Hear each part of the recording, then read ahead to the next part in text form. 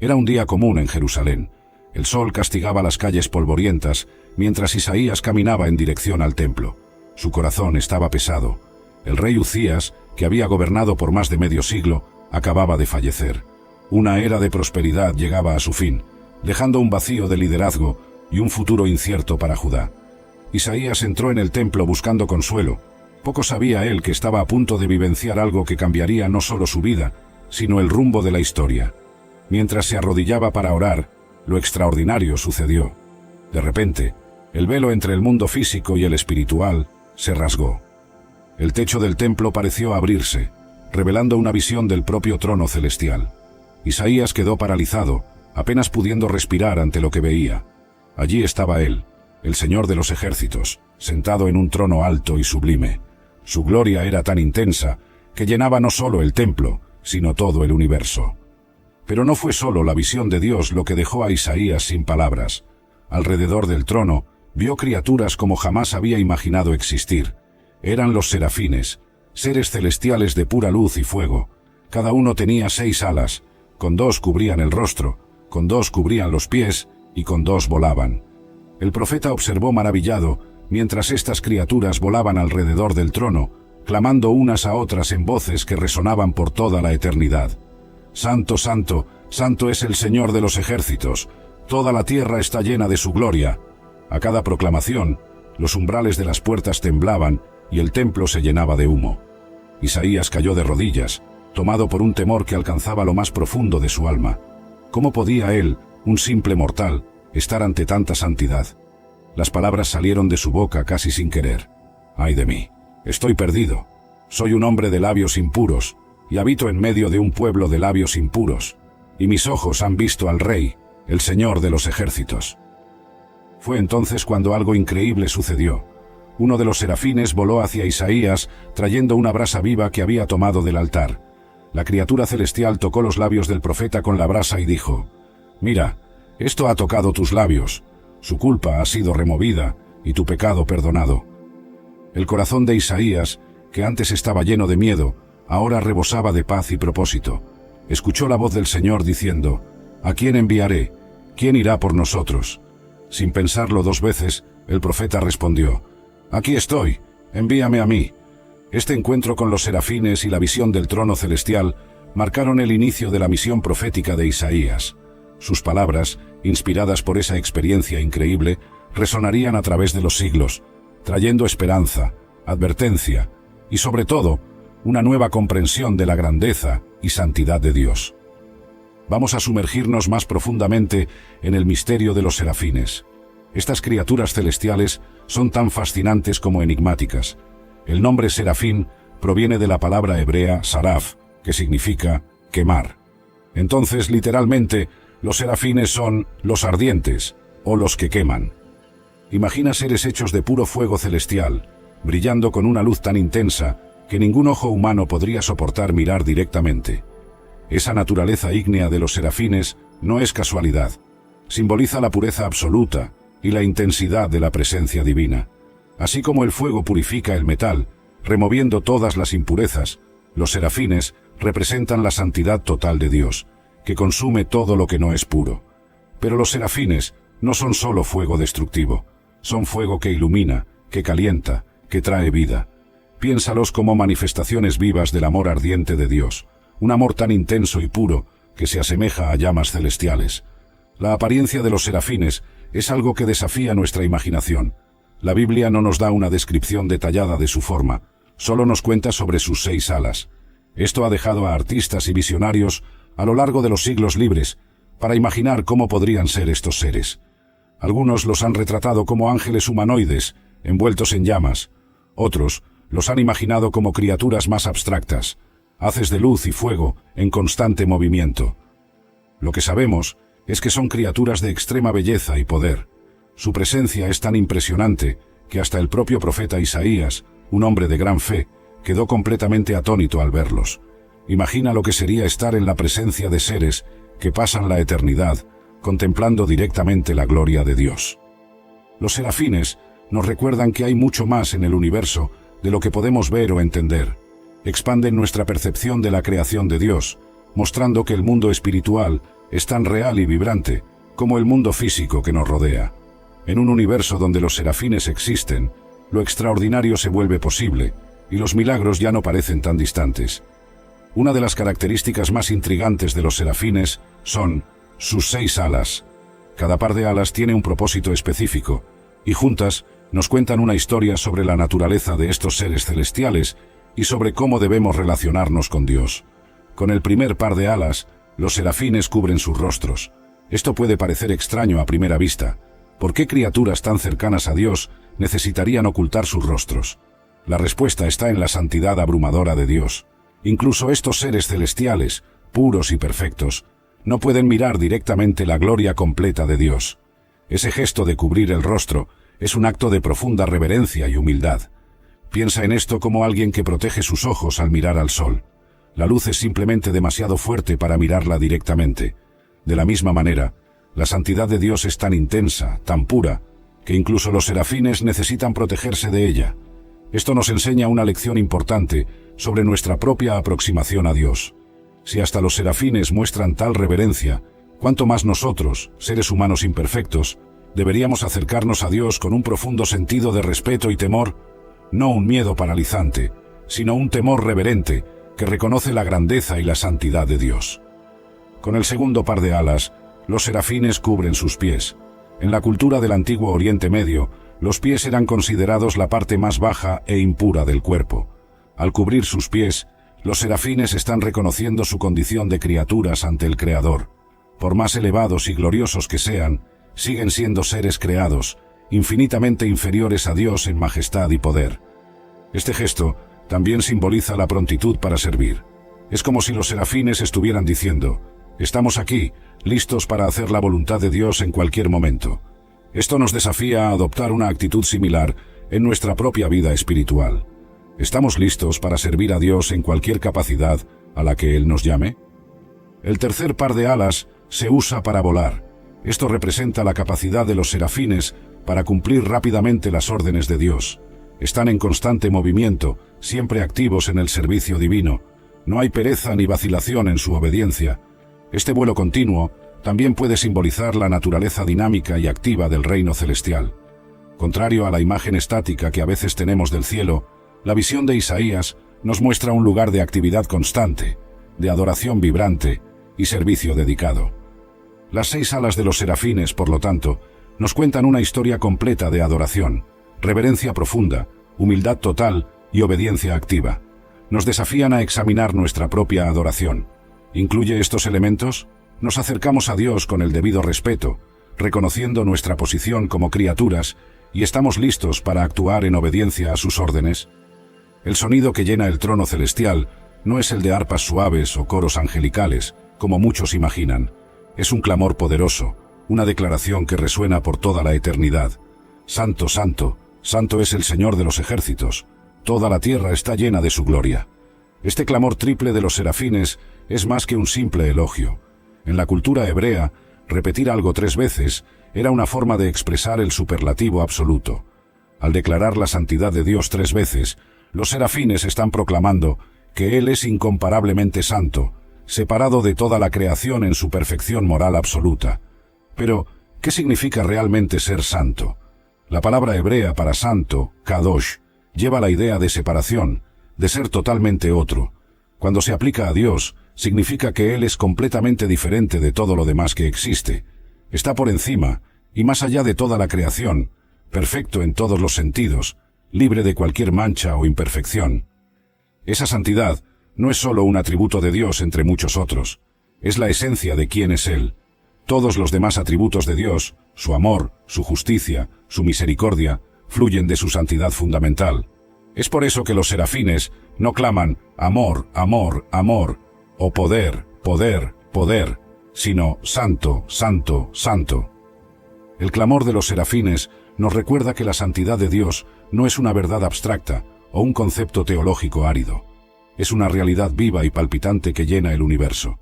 Nota que no dicen solo que Dios es santo, sino que toda la tierra está llena de su gloria. La santidad de Dios no está confinada al cielo, permea toda la creación.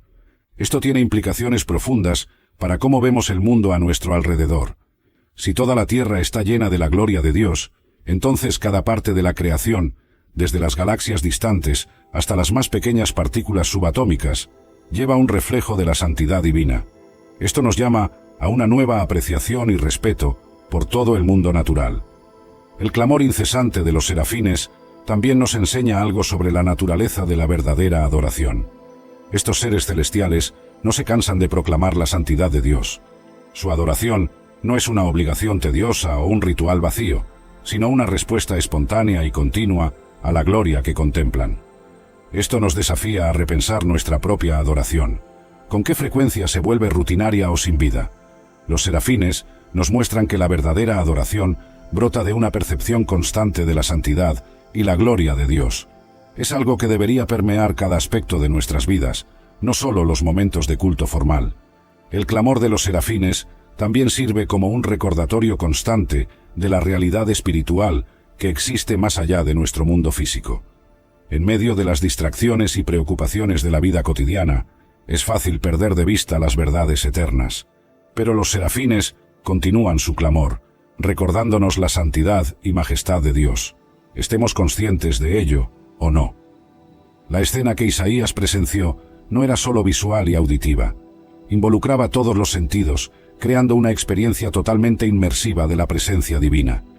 El profeta notó que, a cada proclamación de los serafines, los umbrales de las puertas temblaban y el templo se llenaba de humo. Ese temblor no era un terremoto común, era una manifestación física del poder y la majestad de Dios. Imagina la escena. Cada vez que los serafines declaraban la santidad de Dios, era como si el propio universo respondiera, temblando en reverencia y reconocimiento del Creador. En la Biblia, los temblores frecuentemente acompañan manifestaciones de la presencia divina. Cuando Dios descendió sobre el monte Sinaí para dar los 10 mandamientos, todo el monte temblaba violentamente. Cuando Jesús murió en la cruz, la tierra tembló. Estos temblores son señales tangibles de la realidad y el poder de Dios, recordatorios de que su presencia no es algo abstracto o distante, sino una fuerza que puede literalmente sacudir los fundamentos de la realidad. El humo que llenaba el templo es otro símbolo rico en significado. En la tradición bíblica, el humo o la nube a menudo representan la presencia de Dios. Piensa en la columna de nube que guió a los israelitas en el desierto, o en la nube que descendió sobre el tabernáculo cuando la gloria de Dios lo llenaba. Este humo sirve a varios propósitos. Por un lado, oculta. Así como los serafines cubren sus rostros, incapaces de mirar directamente la gloria de Dios, el humo actúa como un velo, protegiendo a los mortales de la santidad abrumadora de Dios. Esto nos recuerda que, por más que Dios se revele, siempre permanece en parte un misterio. Hay aspectos de su naturaleza que están más allá de nuestra comprensión. Por otro lado, el humo también revela. Es una señal visible de la presencia de Dios, haciéndolo invisible de alguna manera tangible. Es como si la gloria de Dios fuera tan intensa que se desbordara al reino físico en forma de ese humo. La reacción de Isaías al encontrarse con esta visión celestial es profundamente humana y reveladora. Ante la santidad abrumadora de Dios y la pureza de los serafines, el profeta no se siente exaltado o especial. Por el contrario, es tomado por un sentido abrumador de su propia indignidad. «¡Ay de mí!», exclama, «estoy perdido. Soy un hombre de labios impuros y habito en medio de un pueblo de labios impuros, y mis ojos han visto al Rey, el Señor de los ejércitos». Esta reacción nos enseña mucho sobre la naturaleza del encuentro con lo divino. Cuando realmente percibimos quién es Dios en toda su santidad y majestad, nuestra respuesta natural no es de orgullo o autoconfianza, sino de profunda humildad y conciencia de nuestra propia imperfección. Isaías se ve a sí mismo como un hombre de labios impuros. ¿Por qué se enfoca específicamente en los labios? En la cultura hebrea, los labios representaban no solo el habla, sino todo el ser moral de una persona. Isaías está esencialmente diciendo, todo en mí es impuro comparado con esta santidad perfecta que estoy presenciando. Nota también que Isaías no se ve como excepcional en su impureza. Reconoce que habita en medio de un pueblo de labios impuros. Esta no es solo una confesión individual, sino una declaración sobre la condición humana en general. Ante la santidad perfecta de Dios, todas las distinciones humanas de bondad o maldad relativas desaparecen. Todos quedamos cortos de la gloria de Dios. La exclamación de Isaías Estoy perdido, revela el terror genuino que acompaña el encuentro con lo divino. En la Biblia, siempre que los seres humanos tienen un vislumbre directo de la gloria de Dios, la reacción inicial es de miedo. No un miedo cobarde, sino un temor reverente que reconoce la infinita distancia entre el Creador y la criatura. Este momento de autorreconocimiento es crucial en el proceso de transformación espiritual. Antes de que podamos ser útiles en el servicio de Dios, primero necesitamos vernos como realmente somos. El encuentro con la santidad divina actúa como un espejo espiritual, revelando nuestras fallas e imperfecciones que quizás ni siquiera sabíamos que teníamos. Pero la historia no termina con esta confesión de indignidad. La belleza de la narrativa está en lo que sucede a continuación. Dios no rechaza a Isaías por su impureza. En cambio, provee un medio de purificación. Esta secuencia, reconocimiento de la propia indignidad seguido por la gracia purificadora de Dios, establece un patrón que vemos repetido a lo largo de la Biblia y en la experiencia de muchos creyentes. Es sólo cuando reconocemos nuestra necesidad que estamos verdaderamente abiertos a recibir la gracia transformadora de Dios. La reacción de Isaías nos desafía a examinar nuestra propia actitud hacia Dios. ¿Cuántas veces nos acercamos a Él casualmente, olvidando su santidad trascendente? La experiencia de Isaías nos recuerda que el temor del Señor, no un miedo paralizante, sino una reverencia profunda, es el comienzo de la sabiduría. Al mismo tiempo, la historia nos anima a no quedar paralizados por nuestra indignidad. Dios no se revela para condenarnos, sino para transformarnos. Como Isaías, somos invitados a reconocer honestamente nuestras fallas, pero también a estar abiertos a la gracia purificadora que Dios ofrece. Tras la confesión angustiada de Isaías, algo extraordinario sucede. Uno de los serafines vuela hacia él, trayendo una brasa viva que había tomado del altar celestial. Con esta brasa, el serafín toca los labios del profeta y declara: «Mira, esto ha tocado tus labios, su culpa ha sido removida y tu pecado perdonado». Este momento es de una belleza y significado profundos. Representa la gracia de Dios en acción, respondiendo a la confesión sincera con purificación y perdón. Vamos a explorar los elementos de esta escena y su significado más amplio. Primero, nota que es un serafín quien realiza este acto de purificación. Estas criaturas celestiales, que momentos antes parecían tan terribles y distantes, ahora se muestran como agentes de la gracia de Dios. Esto nos recuerda que, en la economía divina, incluso los seres más exaltados están al servicio de la redención de la humanidad.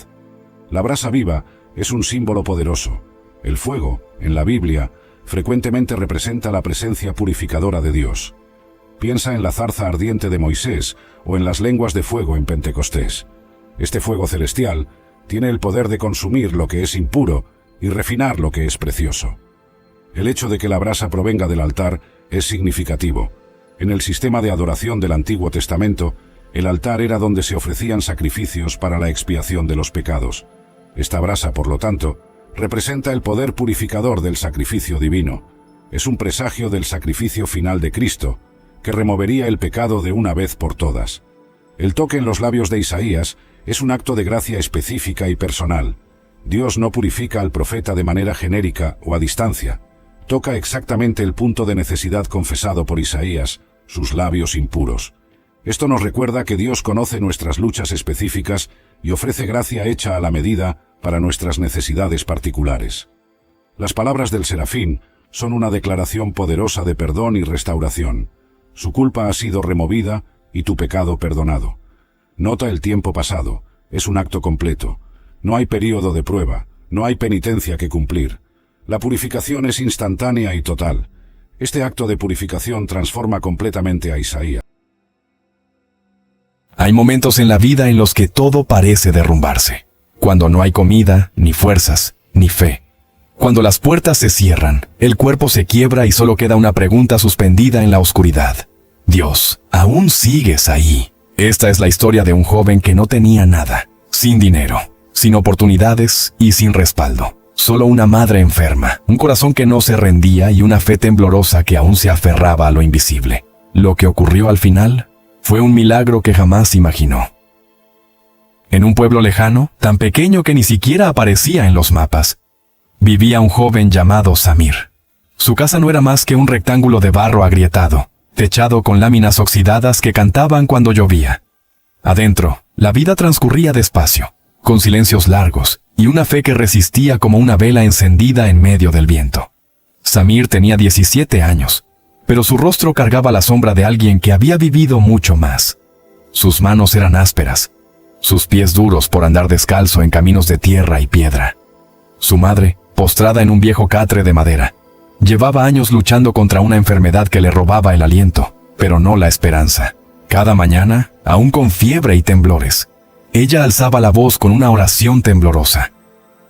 Dios mío, bendice a mi hijo, que aunque gane poco, le rinda como si fuera mucho. Y cada vez que Samir la escuchaba, una mezcla de ternura y rabia le apretaba el pecho. Porque aunque su madre hablaba de bendiciones, él solo veía pobreza. Mientras otros jóvenes soñaban con estudiar, viajar o enamorarse, Samir soñaba con arroz, con poder comprar una caja de medicamentos, con ver a su madre dormir una noche sin dolor. No conocía fiestas ni juegos, pero sí el dolor de regresar con los pies sangrando después de limpiar establos ajenos por unas pocas monedas. Él no corría tras los sueños. Corría tras un poco de pan duro para no pasar el día con el estómago vacío. Sin embargo, a pesar de la escasez, algo en él nunca se quebró. El deseo profundo de cambiar su destino. Soñaba con una casa sin goteras, con llevar a su madre a un hospital en la ciudad, con vivir sin sentir que cada día era una batalla por sobrevivir. Algunas noches, cuando no podía dormir por el hambre o la preocupación, salía al pequeño patio de tierra seca y desde ahí miraba las estrellas. No para contarlas, sino para hablar con Dios. No le gritaba, solo le susurraba. Le contaba sus miedos, sus frustraciones, sus silencios. No pedía riquezas ni autos ni milagros, solo una pequeña oportunidad para demostrar que su esfuerzo no era en vano. Y aunque muchas veces sintió que nadie lo escuchaba, seguía orando. Porque algo dentro de él le decía que incluso el silencio podía ser una respuesta. Tal vez no lo sabía, pero aquellas noches donde su voz quebrada se elevaba al cielo, estaban sembrando algo. Porque cuando se ora desde el fondo del alma, hasta los muros del cielo tiemblan. Samir no tenía nada, excepto lo más poderoso, un corazón dispuesto a sacrificarse por amor, y eso ya era un milagro en sí mismo. El tiempo en aquel pueblo se medía por las cosechas, y ese año, la tierra había decidido cerrar su mano. La sequía cayó como un castigo invisible. Los ríos se secaron. Los animales flacos se arrastraban buscando charcos. Y el molino, que era el corazón del trabajo, cerró sus puertas.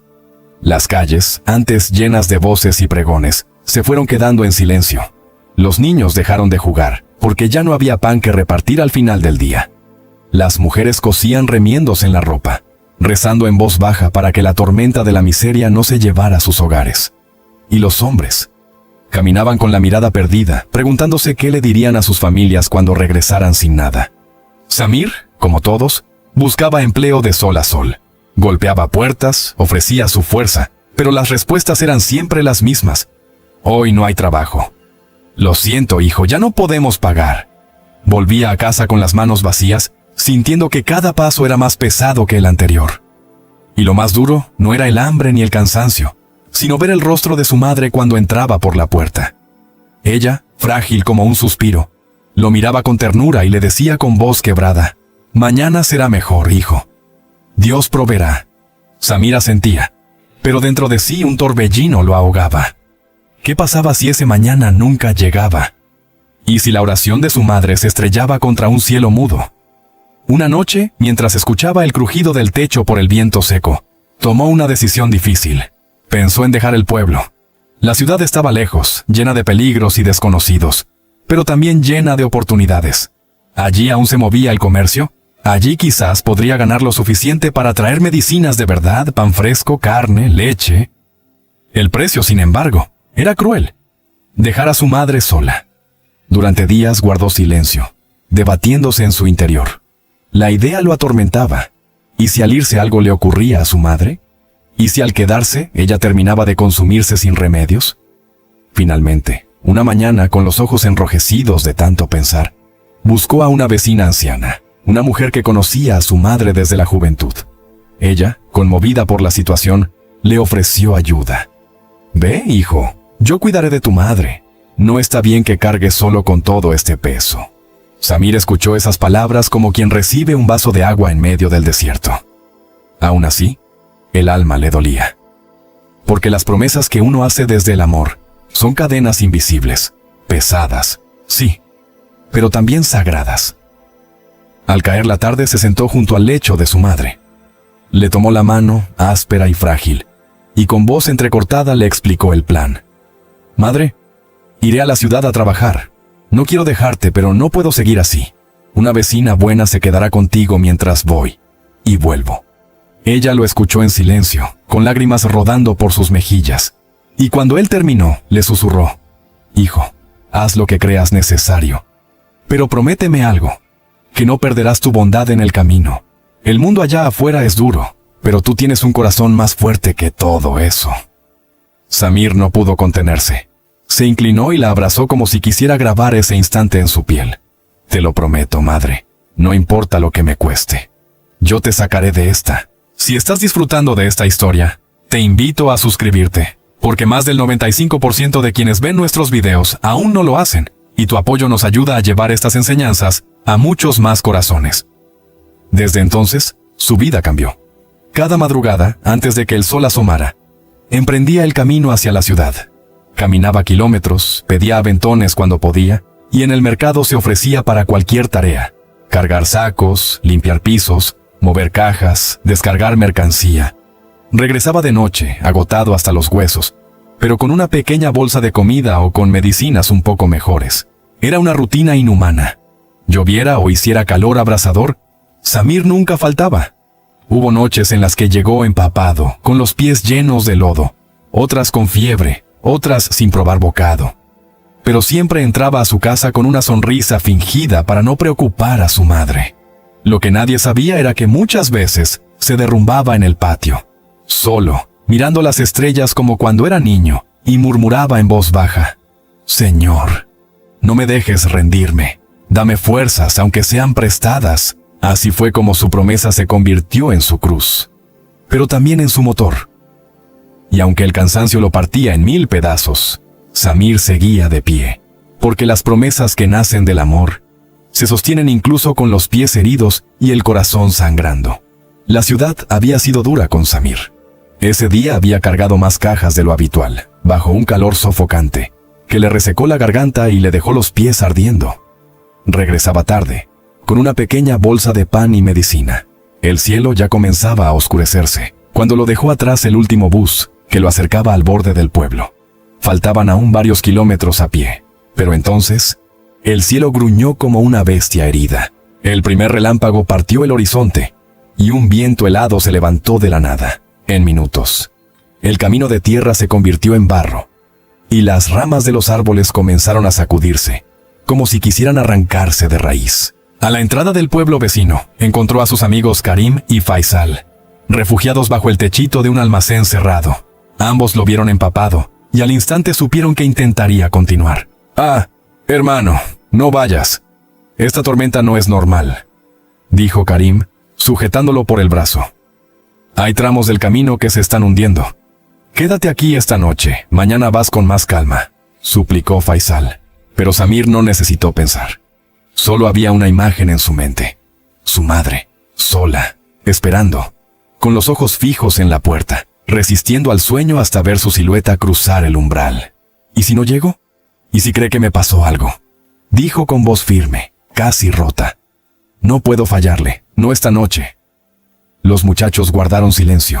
Sabían que no había forma de detenerlo. Samir no caminaba por orgullo. Lo hacía por amor. Cubrió su cabeza con un saco viejo, ajustó las sandalias gastadas y se echó a andar. El agua caía como si el cielo se deshiciera, y cada paso se volvía más pesado que el anterior. El lodo le cubría los tobillos, el viento le arañaba el rostro, y los relámpagos iluminaban su figura, solitaria, desafiando la noche. El agua caía como si el cielo se deshiciera, y cada paso se volvía más pesado que el anterior.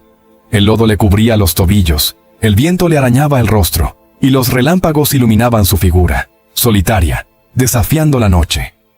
Empapado, con el pecho agitado, alzó los ojos al cielo invisible y gritó con todo el dolor de su alma: Dios mío, solo déjame llegar, no por mí, por ella. Y en ese instante, en medio de esa oscuridad empapada, una luz titiló a lo lejos, pequeña, suave, como una luciérnaga que no se dejaba apagar. Samir se frotó los ojos.